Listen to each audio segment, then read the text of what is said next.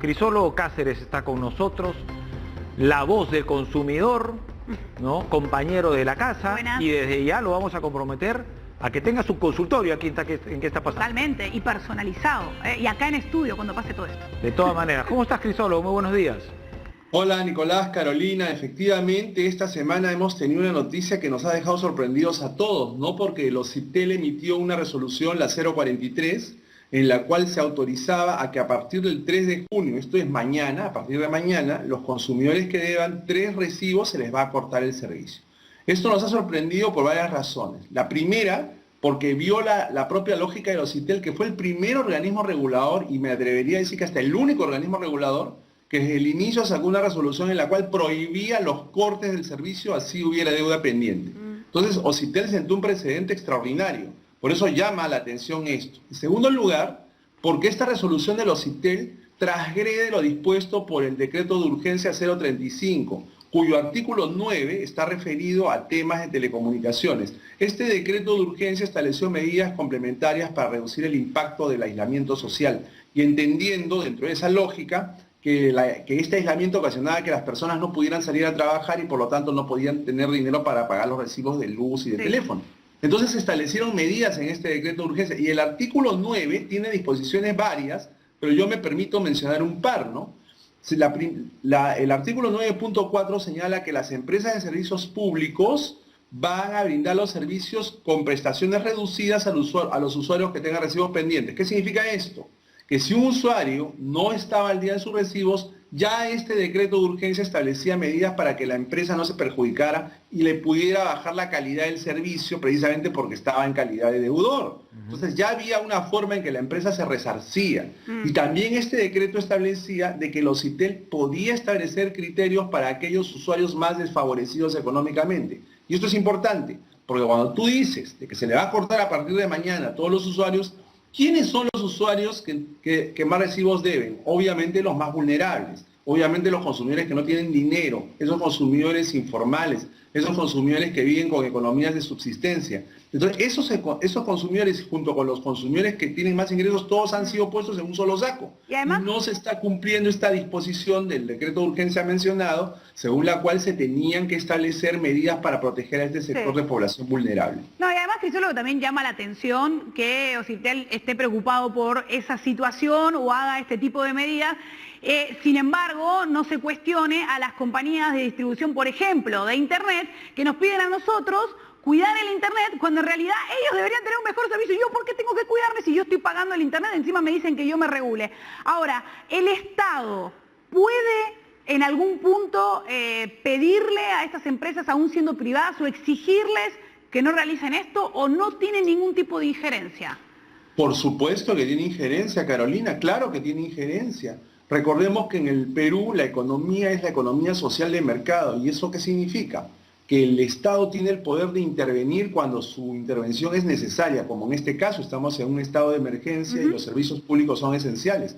Fíjate, los servicios públicos de telecomunicaciones son esenciales en primer lugar para la razón obvia, mantenernos comunicados. En segundo lugar, para el teletrabajo. Si no tienes internet, ¿cómo vas a trabajar? Exacto. Y hay gente que trabaja no porque va a recibir su salario a fin de mes. Hay gente que está haciendo méritos o está procurando que la empresa se mantenga a flote con la esperanza de que si no es este mes, el próximo llegue el famoso salario. Entonces, si le cortas la internet a estas personas, les estás privando su fuente de subsistencia. Correcto. Pero en tercer lugar, y eso es lo más preocupante, está el tema de la teleeducación. Claro. O sea, la educación a distancia y el programa Aprendo en Casa, ¿en qué se basa? En la internet, pues. Si vas a cortar la internet, incluyendo a las personas que tienen menores ingresos económicos, estás condenando a miles o millones de niños en edad escolar a no recibir educación. Entonces, yo no sé si se han puesto a pensar en todas las consecuencias de cortar el servicio así alegremente. Sí, pero no y les a partir importa. del 3, te corto. No les importa, Crisólogo, porque si no, no lo harían. Claro que se han puesto a pensar. Si nosotros lo razonamos en un segundo, o sea... Bueno, entonces se puede fraccionar a 12 meses. O sea, lo que te manda el decreto de urgencia es que se puede fraccionar. Y lo que te dice la resolución de los OCIPTEL es ¿qué cosa? Que si tú pagas, si tú tienes 3 recibos adeudados, te cortan a partir de mañana, pero te tienen que avisar por lo menos con 2 días de anticipación. Y ahí tienes otro tema.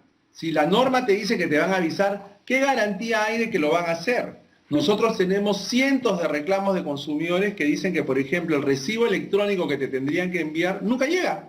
A mí no me llega casi nunca el recibo electrónico del cable. Entonces, ¿cómo puede saber, del internet, cómo puede saber el consumidor cuánto debe si ni siquiera el recibo tiene? ¿Cómo puede el consumidor pagar por medios electrónicos si las redes están gestionadas? Claro. ¿Qué le queda al consumidor? Primero conseguir la plata y luego salir a pagar No, exponiendo y ahí te cortan por error y te cobran reconexión. Entonces cuando protestas, las quejas también pues demoran todo el año, ¿no? No, no te atienden. No están funcionando los call centers, Nicolás, porque yo intenté hacer un reclamo. No Igual funciona. igual yo, Carolina, tal cual lo que acabas de decir. Y acá, entonces, ¿qué es lo que pasa? Ahora el Congreso, ha salido la comunicación ayer, el Congreso, la Comisión de Defensa del Consumidor, le ha pedido al presidente del Congreso que cite al primer ministro al Congreso para que explique esta resolución de los IPTEL. Entonces, el primer ministro va a ser citado, seguramente que concurrirá en los próximos días, por este tema, ¿no? Entonces, a mí me llama la atención.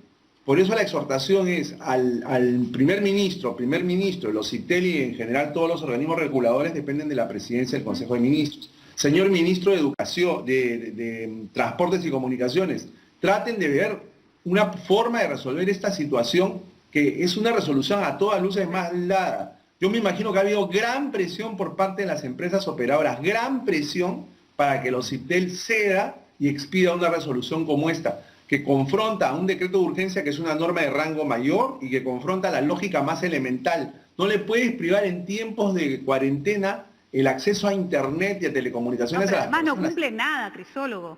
Porque no están cumpliendo nada. Perdón, Nico, yo sé que tienes una pregunta, pero me quedé en lo que estabas diciendo recién. El tema de los reclamos.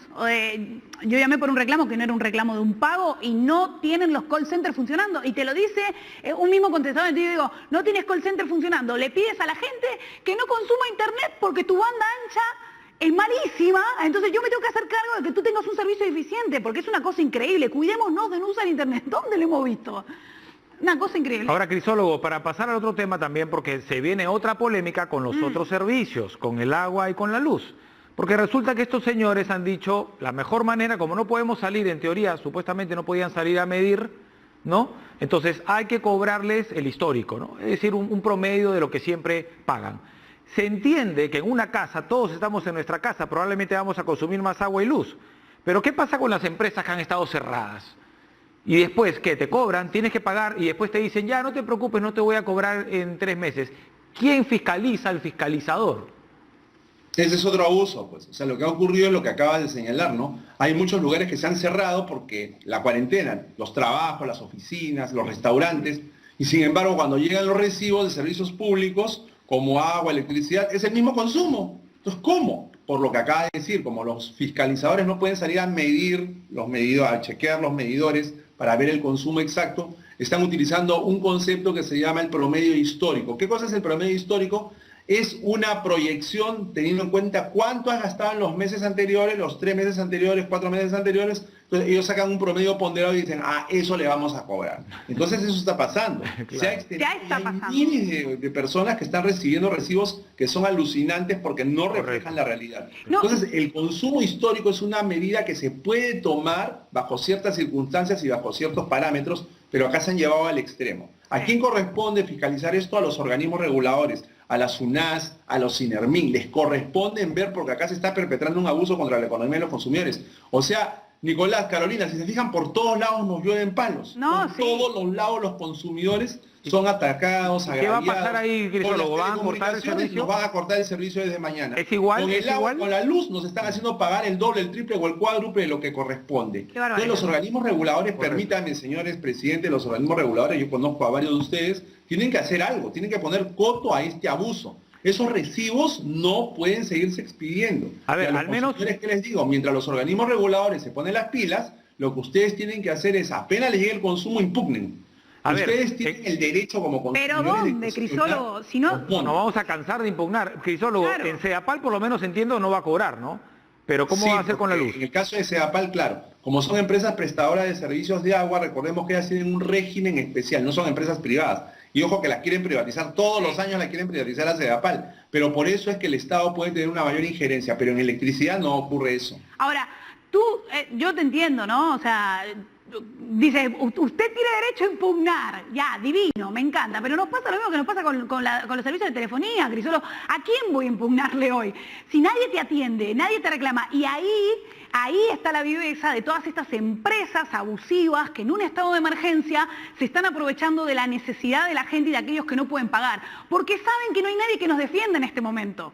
Ahí está el punto, Ahora, porque sabemos cuáles son nuestros derechos, pero ¿dónde voy? Y además, ¿por qué te imponen, no? ¿Por qué tenemos que pagar el histórico? ¿Por qué no dicen ya, mejor no les cobramos nada y cuando acabe la pandemia, ahí hacemos un cálculo de lo que se debe y se acabó? ¿Por qué tienen que imponerte un pago?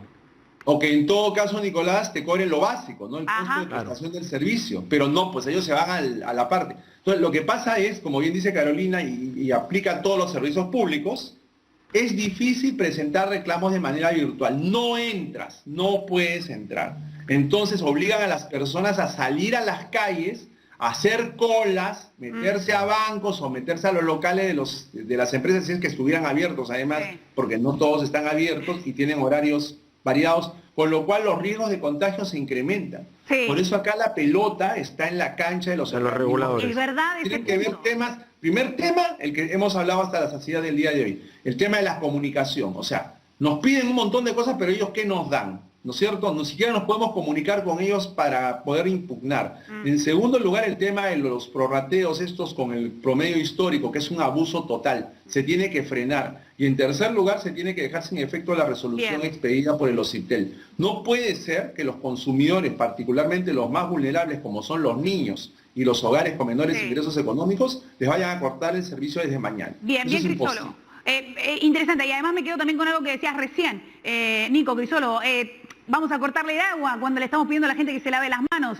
Y yo voy a rezar, porque yo, por ejemplo, me acabo de mudar, me agarró la pandemia mientras me estaba mudando, y digo, el promedio histórico, voy a rezar que el inquilino anterior no haya consumido, porque voy a tener que pagar la deuda del anterior. Y si tienes cuenta de débito, también te fregaste, ¿no? Porque ahí ya definitivamente te cobran así no quieras. Qué barbaridad. Que lo anules, ¿no? Es una locura todo esto. Es una locura.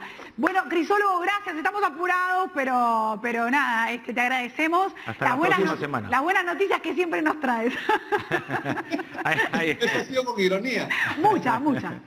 Ahí van los pendientes, Crisólogo. Estamos en contacto para la próxima semana. Crisólogo Cáceres es presidente de ASPEC y compañero de la casa, ¿no? La voz del consumidor en Radio Nacional, que tiene muchísimos años también. Tiene un promedio histórico muy bueno en rating, ¿no? Crisólogo. Sí. Tu promedio histórico es bueno, por si acaso. Sí, gracias al público. Gracias. Por suerte. Bueno, gracias. Gracias, Crisólogo. Bueno.